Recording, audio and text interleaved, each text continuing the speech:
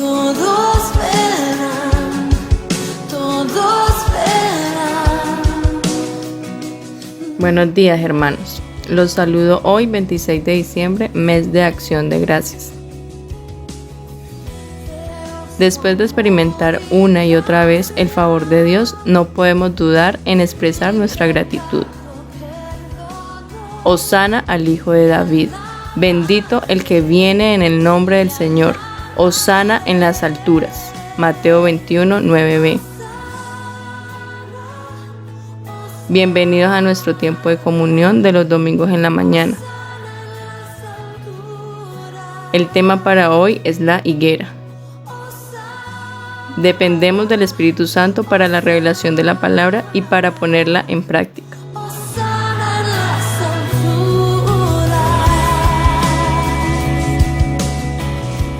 Buenos días, queridos hermanos. Les invito a que meditemos juntos en esta mañana en el tema la higuera. Oremos nuevamente. Padre, en el nombre de Jesús, gracias te damos por ese tiempo. Gracias, Señor, por estar en medio nuestro. Gracias por manifestar tu presencia en medio nuestro, Señor. Gracias por tu gran amor, por tu fidelidad, por tu bondad. Muchas gracias, amado Dios. Nuestro corazón está abierto para ti. Envía tu luz y tu verdad. Queremos conocer todo el consejo que hay en tu corazón para nosotros. Guíanos, Señor. Aliméntanos, nútrenos con tu palabra. En el nombre de Jesús. Amén. Para nuestro tema, la higuera, les invito a que abramos nuestras Biblias en Mateo capítulo 21. Y vamos a considerar inicialmente los versos 18 al 20. Mateo 21, versos 18 al 20 dice: Por la mañana, volviendo a la ciudad, tuvo hambre, y viendo una higuera cerca del camino, vino a ella, y no halló nada en ella, sino hojas solamente, y le dijo: Nunca jamás nazca de ti fruto. Y luego se secó la higuera. Viendo esto, los discípulos decían maravillados: ¿Cómo es que se secó enseguida la higuera?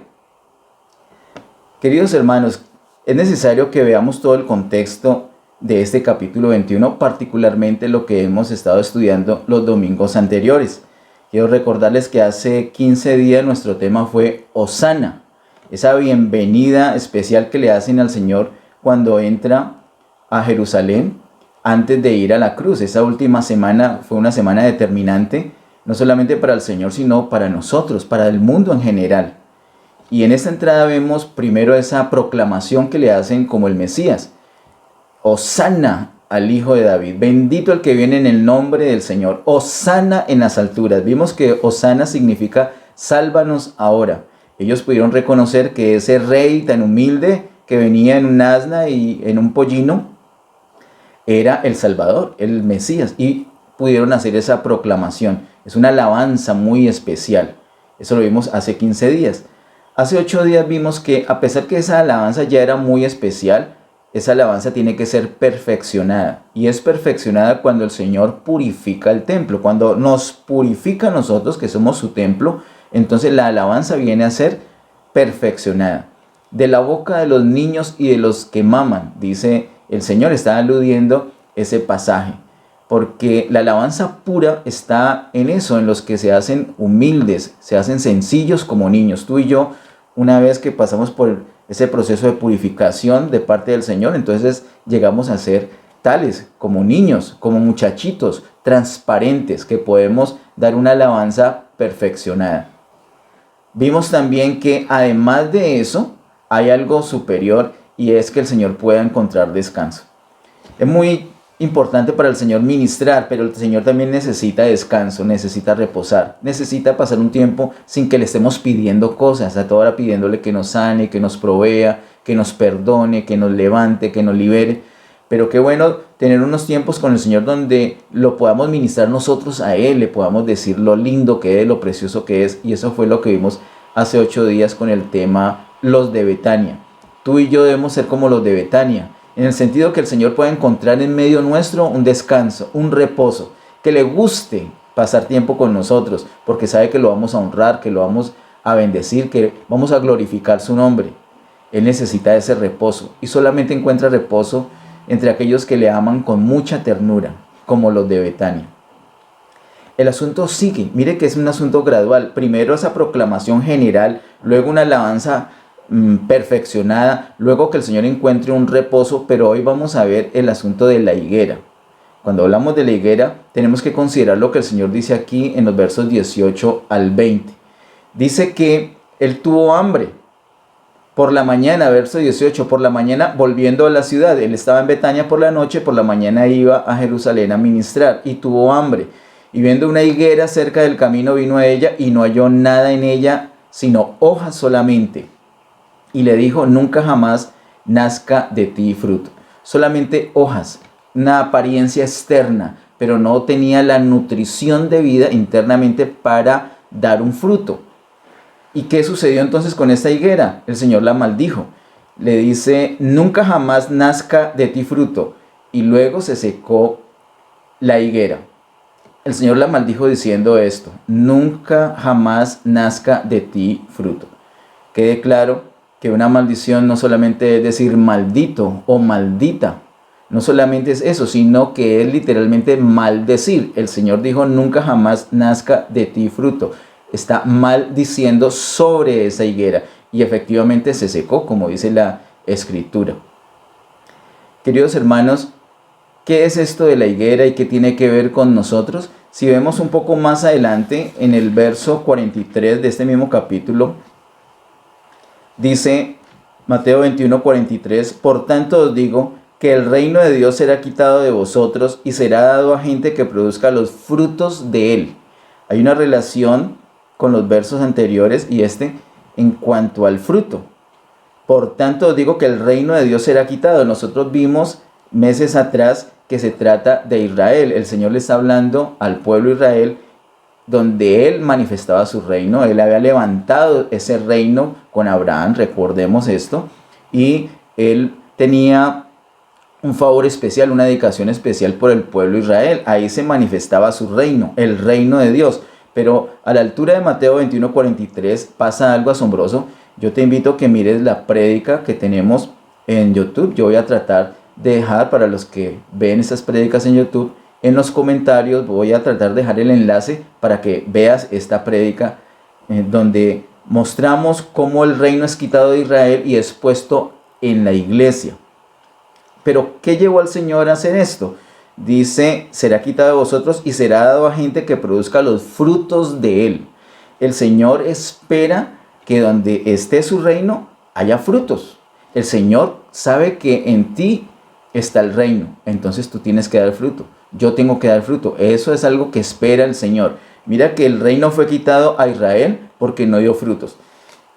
La relación que hay aquí es con el asunto del fruto, porque el Señor, volviendo acá a los versículos 18 al 20, vemos que como no encontró el fruto, entonces maldijo la higuera y la higuera entonces se secó. Esa higuera, queridos hermanos, está representando a la nación de Israel. Así como algunos países tienen un símbolo especial, en este caso Israel tiene como símbolo la higuera. Acompáñame por favor a Jeremías capítulo 24. Jeremías capítulo 24, verso 1 al 8. Dice Jeremías 24, 1 al 8. Después de haber transportado Nabucodonosor, rey de Babilonia, a Jeconías, hijo de Joacim, rey de Judá, a los príncipes de Judá y los artesanos y herreros de Jerusalén, y haberlos llevado a Babilonia, me mostró Jehová 2 cestas de higos puestas delante del templo de Jehová. Una cesta tenía higos muy buenos, como brevas, y la otra cesta tenía higos muy malos, que de malos no se podía comer. Y me dijo Jehová, ¿qué ves tú, Jeremías? Y dije, higos buenos, muy buenos, y malos, muy malos, que de malos no se pueden comer. Y vino a mí palabra de Jehová diciendo, así ha dicho Jehová, Dios de Israel, como a estos higos buenos, así miraré a los transportados de Judá, a los cuales eché de este lugar a la tierra de los caldeos para bien, porque pondré mis ojos sobre ellos para bien, y los volveré a esta tierra, y los edificaré, y no los destruiré, los plantaré, y no los arrancaré. Y les daré corazón para que me conozcan que yo soy Jehová, y me serán por pueblo, y yo les seré a ellos por Dios, porque se volverán a mí de todo su corazón. Y como los higos malos, que de malos no se pueden comer, así ha dicho Jehová, pondré a Sedequías, rey de Judá, a sus príncipes y al resto de Jerusalén que quedó en esta tierra, y a los que moran en la tierra de Egipto. Note que tanto frutos buenos como frutos malos, esos higos, frutos de la higuera, están representando a Israel. Unos, una parte de Israel, y otros, otra parte de Israel. Hay otras escrituras, pero esta me pareció muy representativa, donde se muestra que la higuera es Israel. La higuera es un símbolo especial de Israel. ¿Y qué tiene que ver eso con nosotros? Si eso es Israel, eso es la higuera. Hermanos, acompáñenme por favor a Mateo capítulo 24. Es un tema muy profundo que meditamos detenidamente el año pasado. Mateo capítulo 24, verso 32 al 33. Mateo capítulo 24, verso 32 y 33 dice: de la higuera aprended la parábola. Cuando ya su rama está tierna y brotan las hojas, sabéis que el verano está cerca. Así también vosotros, cuando veáis todas estas cosas, conoced que está cerca a las puertas. ¿A quién le dice el Señor lo del verso 32? De la higuera aprended la parábola. Nosotros vimos detenidamente que está hablándole a la iglesia. Mateo capítulo 24 y 25 forman una gran profecía donde el Señor declara las cosas que sucederán en los últimos 3 años y medio de esta dispensación de gracia llamada fin del siglo. En este fin del siglo muestra el Señor lo que va a suceder a Israel, los primeros versículos que van hasta el 31, luego del verso 32 hasta el final del capítulo 24 y el capítulo 25 hasta el verso 30, hasta el verso 30, se trata de lo que el Señor declara que va a suceder a la iglesia. Del verso 31 en adelante, hasta el verso 46, el Señor declara lo que va a suceder a los gentiles, es decir, los que ni son Israel ni son iglesia. Entonces aquí, justo en Mateo capítulo 24, verso 32, el Señor dice: de la higuera aprended la parábola. Hermanos, la iglesia tiene que mirar la higuera, tiene que aprender de la higuera, tiene que aprender las cosas que suceden a Israel. Son importantes para la iglesia porque el Señor nos dijo que la miráramos, que estuviéramos atentos.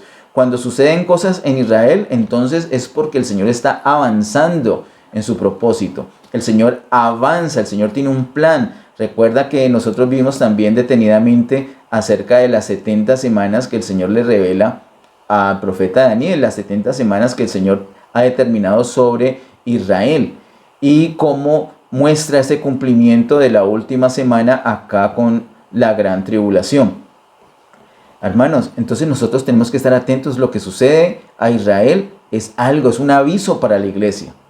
Asimismo, como en el libro de Hebreos, el apóstol nos muestra unas cosas que eran sombra en el caso de Israel, ahora son una realidad definitiva en el caso de la iglesia. Nosotros nos tenemos que asomar a Israel para saber cómo nos debemos conducir. Debemos estar pendientes de lo que le sucede a Israel y tomar nota nosotros.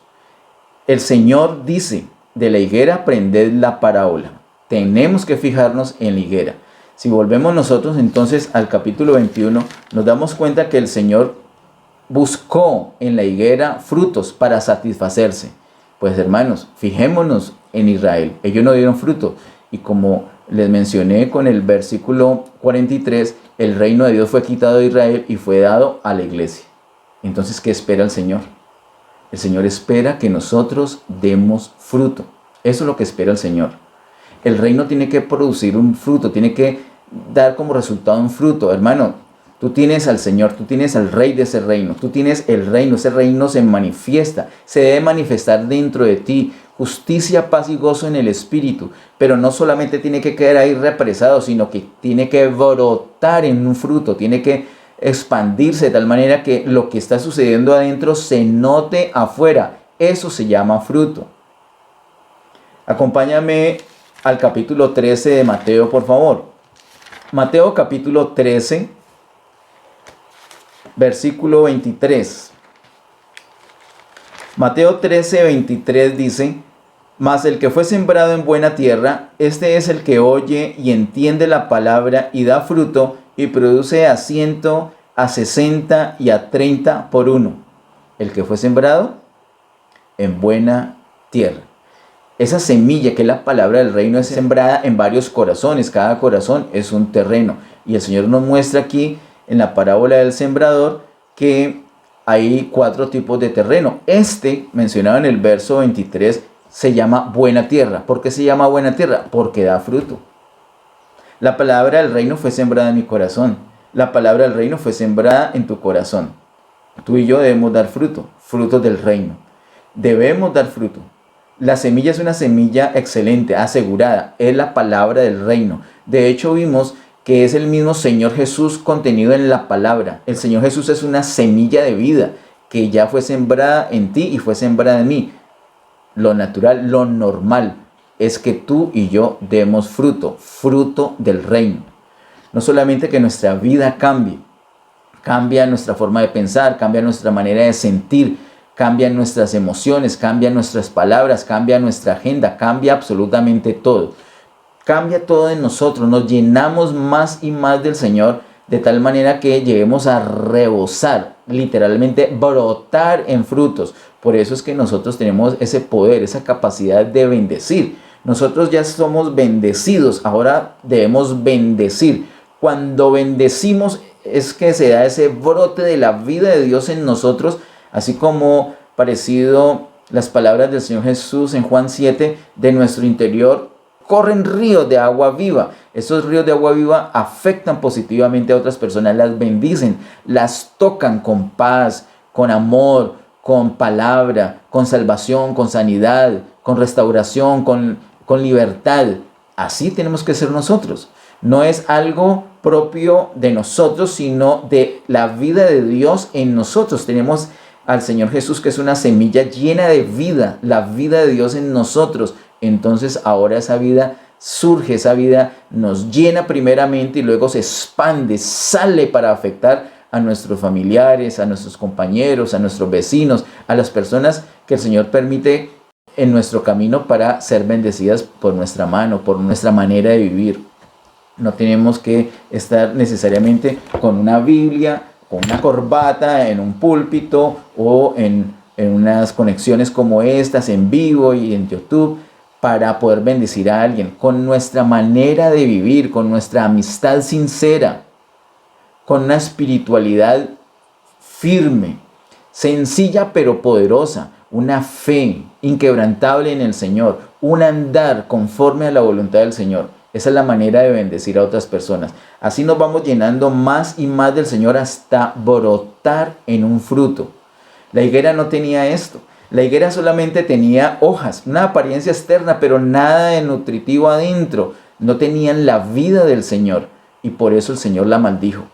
Quiero contarles, hermanos, aunque eso ya lo hemos visto en otras ocasiones, que Israel desde ese tiempo quedó bajo esa maldición y no volvió a dar fruto.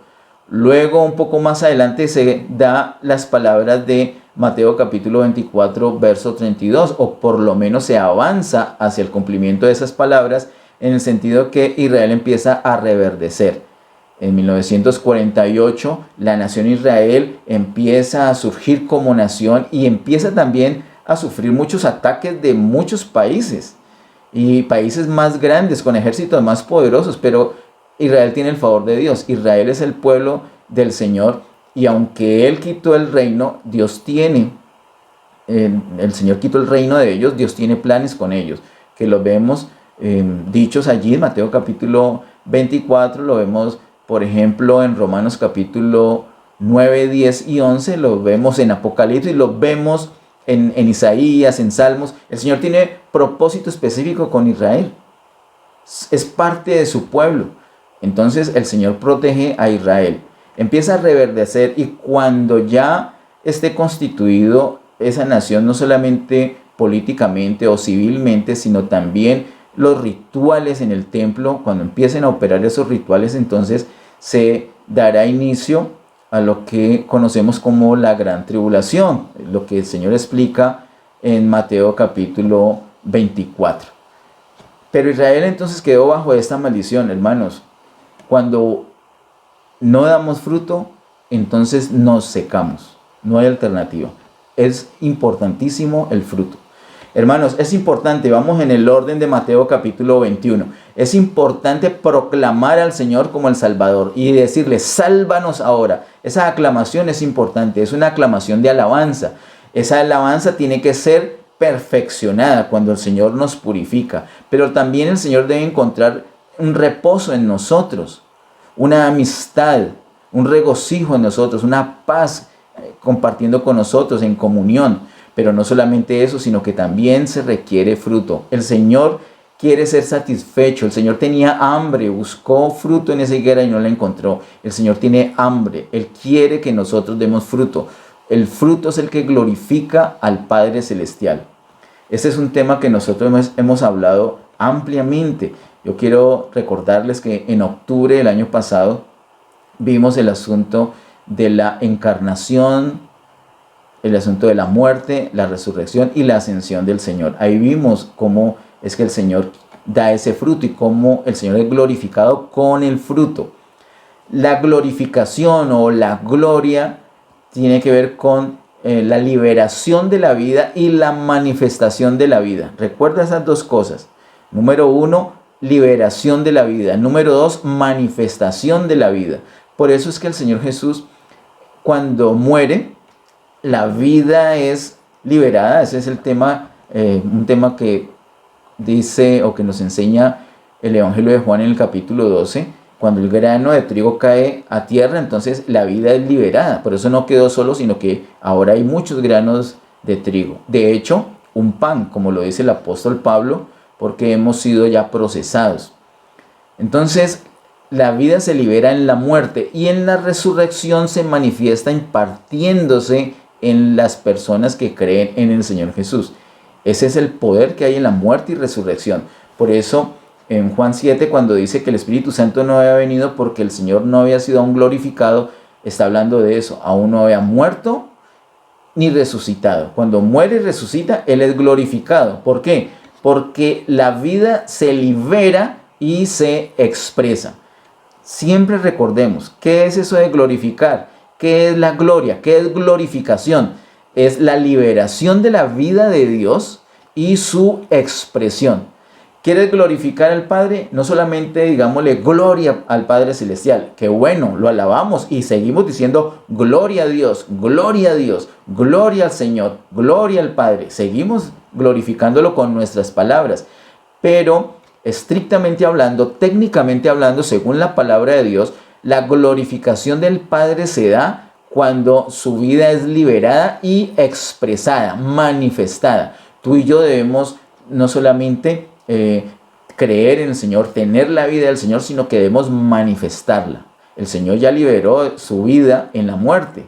Ese grano de trigo cayó a tierra y murió y la vida fue liberada. Ahora ya ha sido impartida en los creyentes, ya está en nosotros. Nosotros la disfrutamos, está dentro de nosotros sin lugar a duda y nunca nos va a dejar. Pero es necesario dejar que esa vida se manifieste, que externamente la gente note, uy, ese tiene a Dios. Ahí está Dios, ahí está viviendo Dios. Que la gente note que tenemos a Dios, que se note el reino de Dios, que se note la presencia de Dios en nosotros. Esa es la manifestación. Cuando nosotros dejamos que se note la presencia de Dios en nuestra vida, entonces estamos glorificando al Padre Celestial. Como una notica a la margen, yo te recomiendo que estudies Juan capítulo 13, 14, 15, 16 y 17. Y sobre todo ese capítulo 17 allí con el Señor Jesús aprendemos cómo es que se glorifica al Padre, porque Él lo dice expresamente en esa oración tan linda que hace. Pero esa oración es el resultado de los capítulos anteriores, donde el Señor tiene una charla con sus discípulos antes de ir a la cruz del Calvario. Te dejo esa recomendación: leer, meditar en oración, Juan capítulo 13 hasta el capítulo 17. Y a propósito de esto, quiero que me acompañes por favor a Juan capítulo 15. Juan capítulo 15, verso 1 al 8. Juan capítulo 15, verso 1 al 8 dice: Yo soy la vid verdadera y mi Padre es el labrador. Todo pámpano que en mí no lleva fruto lo quitará, y todo aquel que lleva fruto lo limpiará para que lleve más fruto. Mira, estoy leyendo esto precisamente, es obvio, por la relación con el fruto. Ya vosotros estáis limpios por la palabra que os he hablado. Permaneced en mí y yo en vosotros. Como el pámpano no puede llevar fruto por sí mismo si no permanece en la vid, así tampoco vosotros si no permanecéis en mí. Yo soy la vid, vosotros los pámpanos. El que permanece en mí y yo en él, éste lleva mucho fruto, porque separados de mí nada podéis hacer. El que en mí no permanece será echado fuera como pámpano y se secará, y los recogen y los echan en el fuego y arden. Si permanecéis en mí y mis palabras permanecen en vosotros, pedid todo lo que queréis y os será hecho. En esto es glorificado mi Padre, en que llevéis mucho fruto y seáis así mis discípulos. Queridos hermanos, este capítulo 15 es un capítulo muy poderoso. Es fácil de entender porque el Señor nos pone aquí la figura de la vid y entonces eso nos ayuda, pero muy posiblemente, como lo mencioné años atrás, es tal vez uno de los capítulos más profundos que hay en la palabra de Dios. De pronto no te lo parece, pero si encontramos, si entendemos el verdadero sentido, el significado que tiene eso que el Señor nos enseña sobre la vid verdadera, pues nos vamos a dar cuenta que lo es. No es posible que entendamos Juan 15 correctamente sin haber entendido Juan 14 correctamente. Como les digo, es como una sola cosa entre el capítulo 13 y el capítulo 17. Entonces, si no entendemos bien el 14, el 15 no lo vamos a entender bien. Si nosotros pensamos que esa casa de mi Padre, en la casa de mi Padre muchas moradas hay, eso que menciona Juan capítulo 14, verso 2, si seguimos pensando como ese pensamiento religioso que hay entre el pueblo de Dios, que la casa del Padre es el cielo y que ahí hay muchas casitas, si seguimos pensando así, pues nunca vamos a entender el verdadero sentido de Juan capítulo 15. El verso 23 de Juan 14 dice: Respondió Jesús y le dijo: El que me ama, mi palabra guardará, y mi Padre le amará, y vendremos a él y haremos morada con él. Esa misma palabra morada es la que se utiliza en el verso 12, la misma raíz griega, es el mismo tema. Las moradas no son casitas, las muchas moradas no son casitas en el cielo. La casa del Padre, la Biblia lo explica bien, la casa del Padre no es el cielo, la casa del Padre es la iglesia. Y en la iglesia hay muchas moradas. Tú eres una morada. Si tú crees en el Señor Jesús, eres una morada, una vivienda, una habitación, porque el Señor está habitándote. Él no está paseando, Él no está de visita, Él está viviendo en ti, está viviendo en mí. Hay personas a tu alrededor, quizás aquí en esta conexión en vivo hay muchas personas. Todas esas son moradas, moradas del Padre, moradas en la casa del Padre. En la casa del Padre hay muchas moradas. Esa morada, esa vivienda, ese vivir del Señor en nosotros es clave para poder entender la vid verdadera. Miremos entonces un poco acerca de esta vid. Dice el verso 1 de Juan 15: Yo soy la vid verdadera y mi Padre es el labrador. Son palabras del Señor Jesús. El Señor Jesús es la vid verdadera y el Padre celestial es el labrador. El Padre es el origen de todo. Cuando vimos acerca de Abraham, vimos esa característica especial. Padre significa origen. El Padre es el iniciador de todo, es la fuente. El Padre es la fuente de vida. Pero el Señor Jesús es la vid, es como el centro. El Padre es el origen, la fuente, pero el Señor Jesús es el centro. Esto es lo que nos dice aquí el versículo número 1. Aquí está el Padre y está el Hijo, y entonces alguien, o nos queda de pronto la inquietud, bueno, y el Espíritu Santo no es mencionado. Es mencionado aquí en el capítulo 15, quiero que lo miremos de una vez. En el versículo número 26, Juan 15, 26 dice: pero cuando venga el Consolador, a quien yo os enviaré del Padre, el Espíritu de verdad, el cual procede del Padre, Él dará testimonio acerca de mí. Muestra nuevamente al Señor como centro. Usted lo nota, usted lo puede mirar despacio en oración. Ese verso 26 muestra nuevamente, así como el verso 1, a Jesús como el centro, pero al Padre como el origen, como la fuente de todo, como la fuente de vida. Y llama al Espíritu Santo de una manera muy especial. Pero cuando venga el Consolador, a quien yo os enviaré del Padre, el Espíritu de verdad.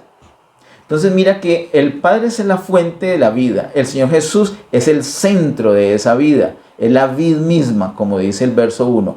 Y el Espíritu Santo es el Espíritu de verdad. Como lo indicamos en otras ocasiones, lo quiero recordar ahorita, el Espíritu Santo nos guía a toda la verdad. Significa que no solamente nos revela, nos alumbra para conocer una verdad, sino que literalmente nos coge, nos toma, y nosotros caminando con Él vamos a toda la verdad, es decir, a la vivencia, a la experiencia, a que se manifieste esa verdad que nos fue revelada. El Espíritu Santo nos revela la palabra, pero el Espíritu Santo es el que nos permite vivir la palabra. El Espíritu Santo es el que nos comunica todas las riquezas de Cristo.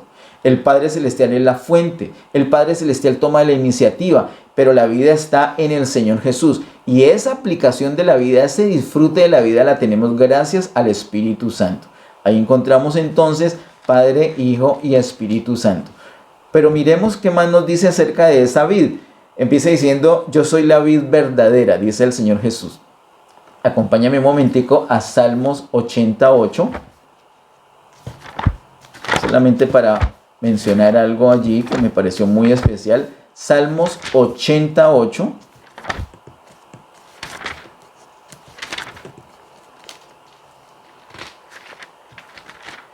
Dice: hiciste venir una vid de Egipto, echaste las naciones y la plantaste. ¿Cuál será esa vid que hizo venir de Egipto? Israel. Ese es, ¿cierto? Ahora miremos, por favor, Isaías 5:2. Isaías 5:2.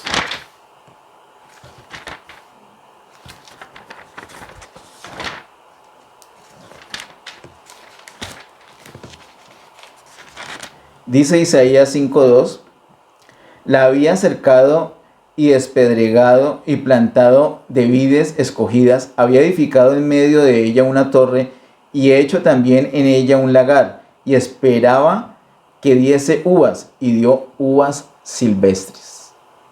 Esto está hablando de Israel. Israel es mostrada en el Antiguo Testamento como una vid. Eso también lo vimos nosotros cuando estuvimos charlando acerca de esas parábolas acerca del reino en Mateo capítulo 21 y 22. El Señor allí en el capítulo 21 muestra que es esa vid. Pero Israel es esa vid, pero ahora dice el Señor: yo soy la vid verdadera. Él es la vid verdadera en el sentido de una vid definitiva. Yo no varío, yo no cambio, yo soy la vid verdadera.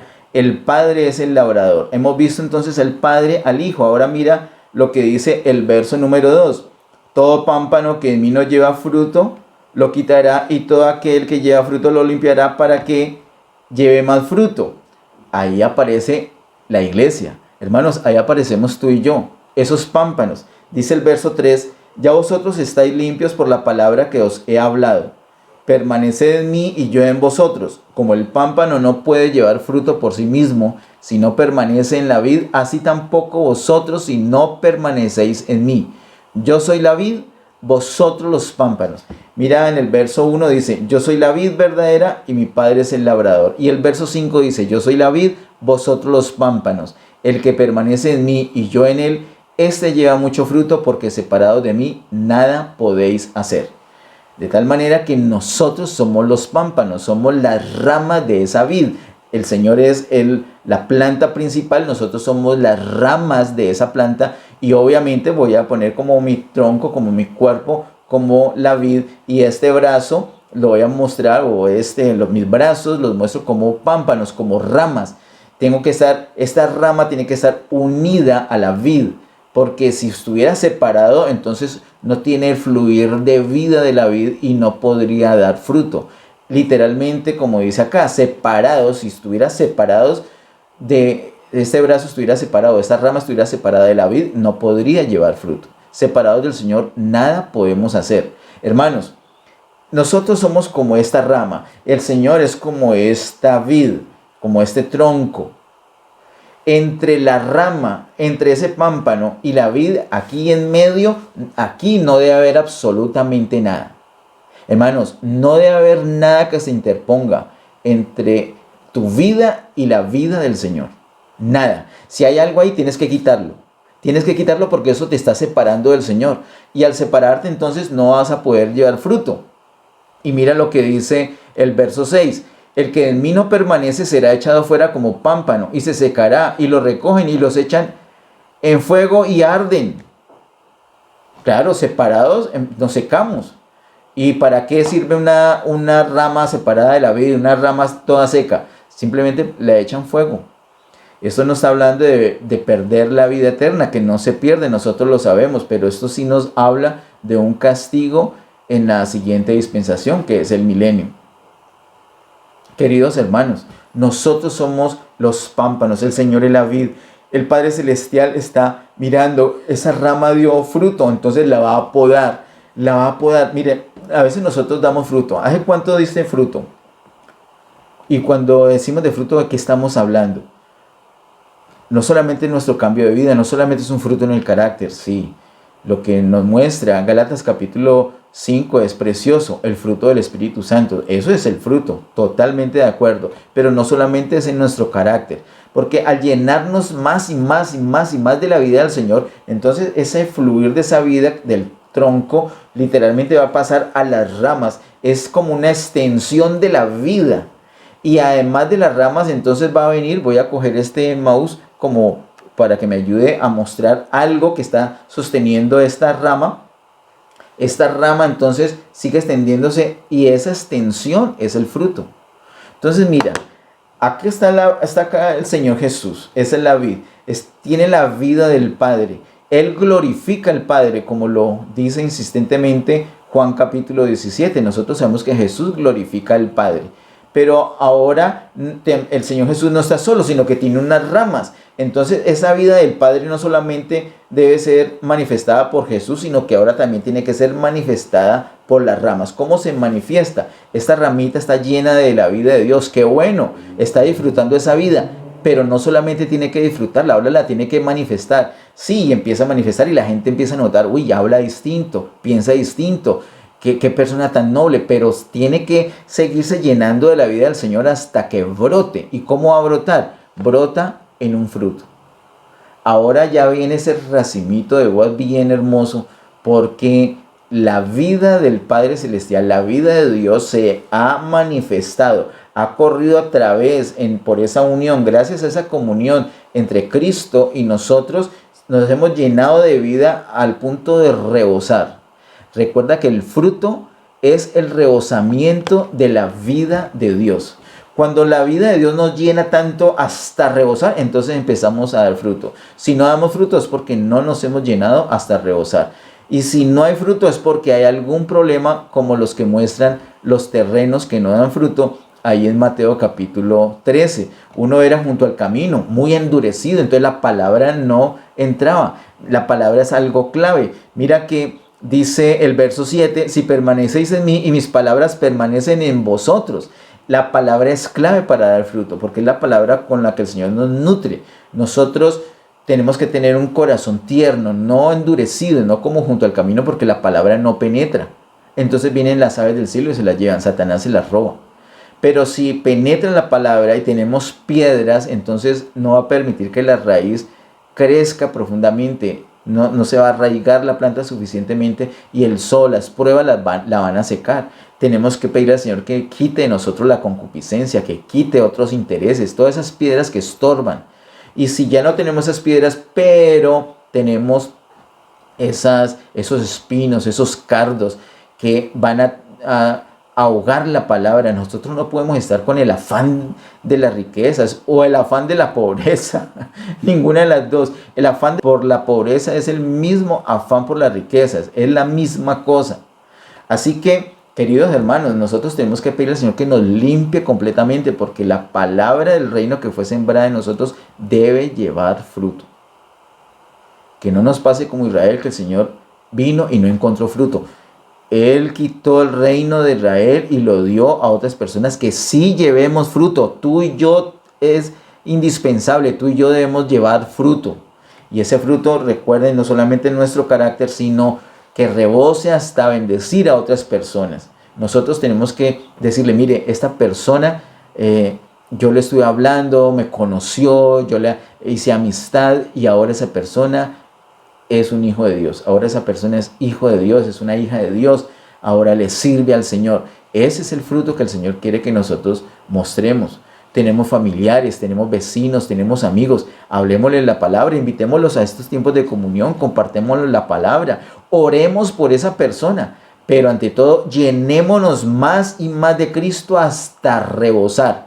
Esa persona, cuando crea en Jesús, cuando se convierta, es un rebosamiento de la vida del Señor que fluyó a través de esa rama que somos nosotros hasta bendecir a esta persona y por fin llevamos un fruto. Y mira lo que dice el verso número 8. En esto es glorificado mi Padre, en que llevéis mucho fruto y seáis así mis discípulos. Ahí es donde el Padre es glorificado, porque es completamente expresado, manifestado. No solamente es que yo lo tengo acá y lo declaro y se nota en mi carácter, sino que se expresa de tal manera que afuera la gente lo puede ver. Entonces, tengo esta persona, este es mi discípulo, esta es la persona que le estoy compartiendo, esta es la persona que estoy edificando, esta es la persona que estoy animando con el Señor. A esta persona ya la lleva a los pies del Señor, esta persona ya hizo la oración de fe conmigo, esta persona recibió a Cristo, etcétera, etcétera. Llevamos un fruto y ese fruto es el que glorifica al Señor. El fruto glorifica al Señor. Quiero terminar esta parte, antes de volver a Mateo capítulo 21, con dos cosas que nos muestra aquí Juan capítulo 15, 1 al 8.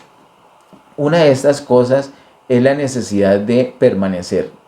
Dice el verso 5, yo soy la vid, vosotros los pámpanos, el que permanece en mí y yo en él. Nosotros permanecemos en Cristo y Cristo permanece en nosotros. Es una mutua permanencia, una mutua habitación. Yo en Cristo y Cristo en mí. Así es que tengo que hacer. ¿Cómo hago entonces para permanecer? Es de esta manera, es una manera sencilla realmente. Es un asunto de comunión. Yo tengo que tener comunión constantemente con el Señor. Y la mejor manera de tener comunión pues es orando. También puedo adorar, también puedo meditar la palabra o combinar las tres cosas. Orar, alabar, adorar, meditar la palabra. Los tiempos de comunión aquí entre varios hermanos, esos tiempos es un tiempo muy especial porque es enriquecedor. Hay un fluir de la vida del Señor que nos llena a todos. Por eso es que salimos llenos del Señor en esos tiempos de comunión. Cuando invocamos el nombre del Señor, cuando lo adoramos, cuando hablamos todo lo que tiene que ver con vida eterna, así como nos enseña 1 de Juan capítulo 1. Así que debemos cuidar, procurar esa comunión con el Señor. ¿Y cómo hace el Señor para permanecer en nosotros? Ay, hermano, nosotros permanecemos en el Señor y el Señor en nosotros. El Señor quiere más de ti. El Señor quiere que le des los lunes, los martes, los miércoles, todos los días y todas las áreas de tu vida. Y ahí es donde empiezan muchas veces los problemas. A veces llegamos al punto de cuidar la comunión y procurar, buscar la comunión. Muy bien. Y cuando el Señor quiere permanecer en nosotros, se quiere ensanchar en nosotros, nosotros le decimos, uy Señor, hasta allí. Uy Señor, pero es que me gusta mucho ver la televisión. Es que el fútbol para mí es determinante. Es que para mí viajar es muy importante. Es que para mí ir al cine, yo eso no lo puedo dejar. No, es que lo mío es esto y aquello. Cosas que de pronto el Señor quiere que mejor las dejemos para dedicarle a Él, para dedicarle nuestra fuerza, nuestro tiempo, etc. Yo no estoy diciendo que tienes que dejar esas cosas. El Señor es el que nos va a decir. El Señor es el que te va a decir. Y cuando te lo diga, entonces, ¿qué vas a hacer? Ah, claro, Señor, toma todo ese tiempo. Empezamos nosotros a ser mezquinos con el Señor. Decimos, uy, Señor, yo te doy mi todo hasta aquí. Pero esta partecita, déjamela. Esto que me gusta tanto, quiero tenerlo. Esta relación que tengo con esa persona, la quiero conservar. Señor, yo te adoro, te bendigo, quiero que permanezcas en mí, pero no me pidas todo esto, te doy esta parte. Y empezamos nosotros como a regatear con el Señor para que Él no permanezca completamente en nosotros. Pero la clave para el fruto es nosotros permanecer en Él y Él en nosotros. Lo siguiente que quiero decir, lo otro que quiero decir aquí antes de irnos nuevamente a Mateo 21, es que dice el versículo 7, si permanecéis en mí y mis palabras permanecen en vosotros. ¿Cómo nos damos cuenta nosotros que estamos permaneciendo en Él y que Él está permaneciendo en nosotros? Con las palabras del Señor. Cuando las palabras del Señor permanecen en nosotros, dice el verso 7, mis palabras permanecen en vosotros. Me gusta mucho que no digan mi palabra, sino mis palabras. Es un asunto plural, claro. Mira, la palabra de Dios no solamente es esta escrita, que está acá, la Logos. No te asustes, escucha completo. No estoy diciendo que además de esto hay otra palabra de Dios. No, es la misma. Pero se manifiesta así. Tengo esta palabra escrita que la llaman Logos. Los que saben nos han enseñado que se llama Logos. Pero hay una palabra específica para una situación determinada. Una palabra específica para esa situación que estás viviendo, esa crisis, esa tentación, etc. El Señor sabe lo que necesitamos. Entonces nosotros en la comunión con Él, nosotros permanecemos en Él y Él en nosotros. Al permanecer Él en nosotros nos habla. No necesariamente de una manera externa, como en este momento de pronto te está hablando, pero de pronto incluso en este momento también te puede estar hablando internamente. Es decir, no escuchas una voz, no escuchas mi voz literalmente hablándote, sino internamente hay una voz del Señor. La palabra logos la recibimos externamente, la palabra rema, la palabra específica de parte de Dios para algo que estamos pasando, la recibimos internamente porque Él permanece en nosotros. Él permanece en nosotros y constantemente nos habla, nos habla, nos habla. ¿Qué tenemos que hacer?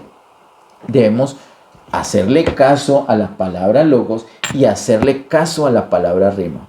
Así es que nosotros logramos que las palabras del Señor permanezcan en nosotros, obedeciendo la palabra logos y obedeciendo la palabra que nos dice. Mire, a veces nos dice, no vaya para allá. Y nosotros, bueno, pero es que ya me comprometí, no, yo voy. Pero el Señor nos está diciendo, no vaya para allá.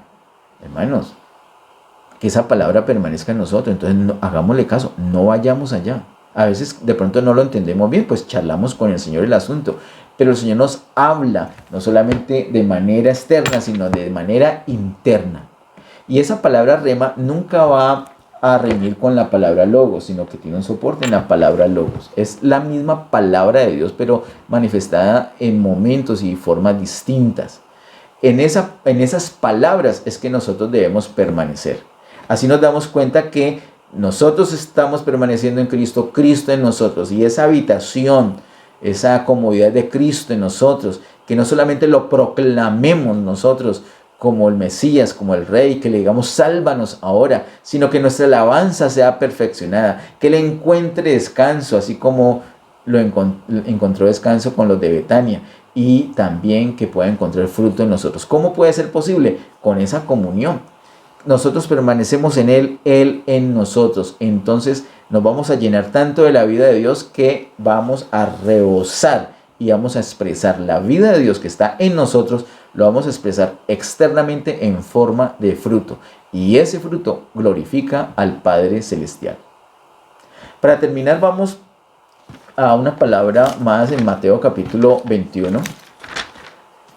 Es como un cierre general que hace el Señor. Mateo capítulo 21, verso 21 y 22, dice, respondiendo Jesús les dijo, de cierto os digo que si tuviereis fe y no dudareis, no solo haréis esto de la higuera, sino que si a este monte dijereis, quítate y échate en el mar, será hecho.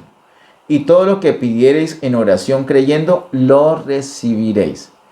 Ese asunto de la higuera, decirle a esa higuera sí, es un asunto de fe, dice el Señor.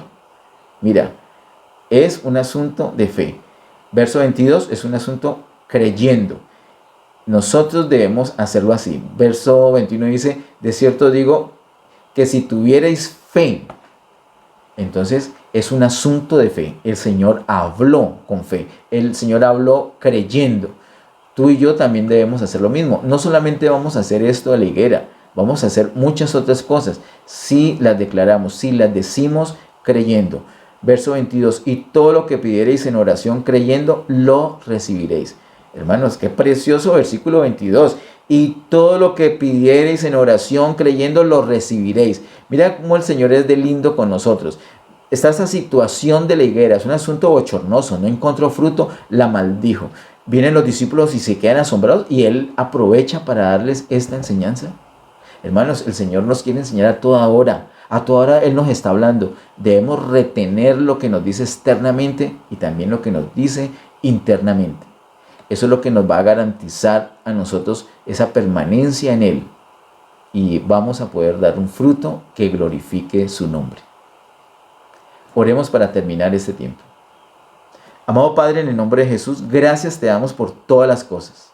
Pido tu bendición para todas las personas que estuvieron en esta prédica en vivo y por las personas que van a ver luego en el canal de YouTube esta prédica. Ayúdenos, Señor, a permanecer en ti. Señor, nosotros deseamos permanecer en ti y que tú permanezcas en nosotros. Nosotros deseamos que encuentres fruto en nosotros. Limpia nuestro corazón. Limpia, Señor, nuestro corazón de todo estorbo, de toda basura, todo lo que esté impidiendo, Señor, que demos fruto. Limpia, Señor. Límpianos completamente. Queremos dar fruto del reino. Queremos dar un fruto que glorifique tu nombre. Ese es nuestro deseo, Señor. Y por eso te lo decimos, te lo clamamos a ti. Ayúdenos a dar ese fruto que te glorifique. En el nombre de Jesús. Amén. Que Dios les bendiga a todos.